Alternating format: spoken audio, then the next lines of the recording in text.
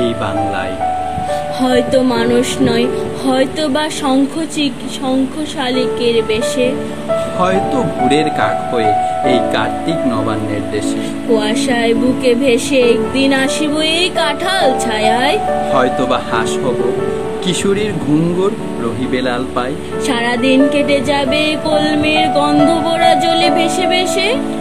আবার আসিব আমি বাংলার নদী মাঠ ক্ষেত ভালোবেসে। জলাঙ্গি ঢেউয়ে ভেজা বাংলার এই সবুজ করুণ ডাঙ্গায়। হয়তো দেখিবে চেয়ে সুদর্শন উড়িতেছে সন্ধ্যার বাতাসে।